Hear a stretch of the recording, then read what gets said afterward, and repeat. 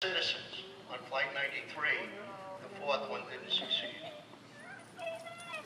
When you look at a map of the United States, you see the body of America. You can see our rivers, our mountains, the coastline, the body. But that's not our country. The United States consists of our people. We are the soul and spirit of our country. We are what the United States is. We stand for freedom. That is why people come here. Freedom to profess themselves in whatever religion that they would want. Freedom to choose their own form of government by voting. These are the principles that we've had since the first shots were fired up in Concord and Lexington. These are the principles that our men and women join the armed forces for, and even today are giving up their lives voluntarily. Each man and woman knows that when they sign on that dotted line, they may not be coming home. And they do it gladly.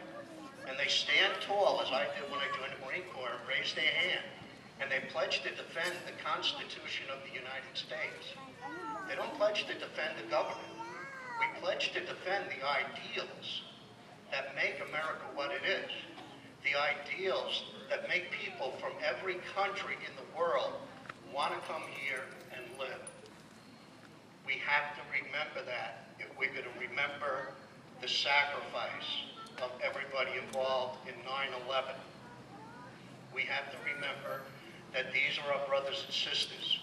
Everybody that comes to the United States, we have to uphold these deals, these principles that are in our heart. Freedom. Freedom. That's what the United States is about.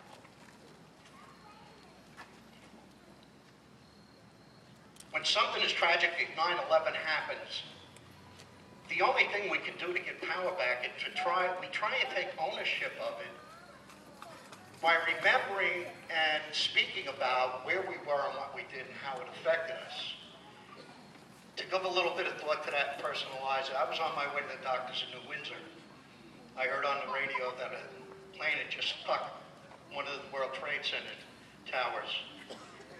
It didn't bother me in the least bit. Give you the background, in 1969, I was a member of the Lathers Union, Local 46 in New York City, and I spent the entire year working on the Trade Center Tower 1 before joining the Marine Corps. I actually helped to clip the last beam that was up on that tower. I'm thinking to myself, plane came in, it's got to be from Teterboro, it's a little 1-2-seat Cessna, no big deal. Then more and more on the radio.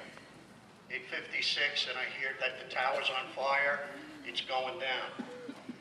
I know that my daughter, who works at the American Express building, is inside the building at that time. I also know that cell phone communications are down, being a member of the New York State Police. I'm torn between knowing that I should not get on the airwaves and clog it up, and wondering how bad it is. Is my daughter all right? It was the longest doctor visit I ever had. Finally got home, got up to my wife hoping that she hadn't heard yet and didn't know how bad it was, but she had. But thank God she had told me that my daughter's train was late getting into the station and she wasn't there. The relief was just short-lived, because then all of the images came down. Images that I'm sure are seared into everybody's mind and soul. Of the people in the tower jumping, of people running away from there, not knowing what happened. Everybody in the area, nobody understand what happened. It was one of the most horrendous days I can ever imagine, and that's even after having served in Vietnam. Absolutely terrible. But then, the spirit of America came through. After that, we saw the firemen, the policemen, running into the building. We saw people coming out in an orderly fashion, not panicking. We saw other people showing up with water, with masks, with towels. In the days that followed, we learned of the heroism on Flight 93, which to this day still boggles my mind.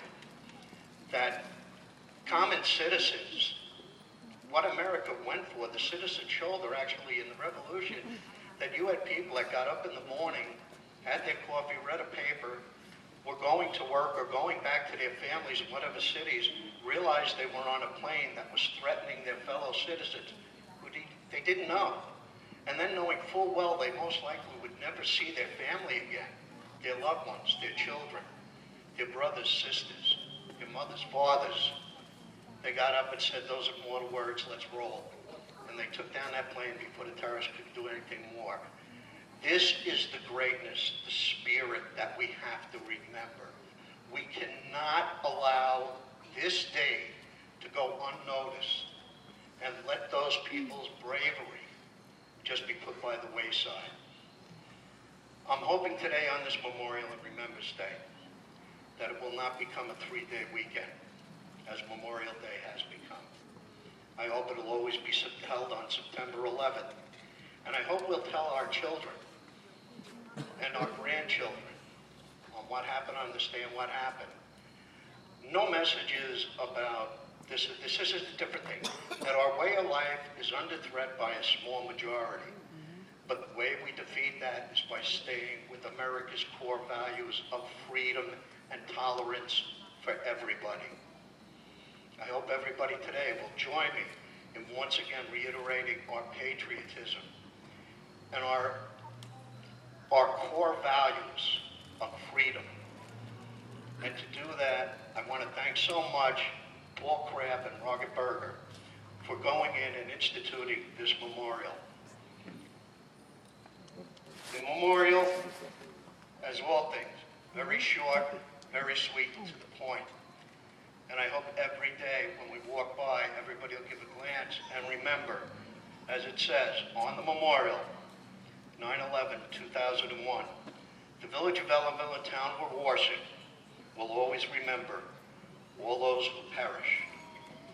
Let us also remember in our heart all those who perished, and forever keep in memory those they left behind, so that their sacrifice will never be diminished.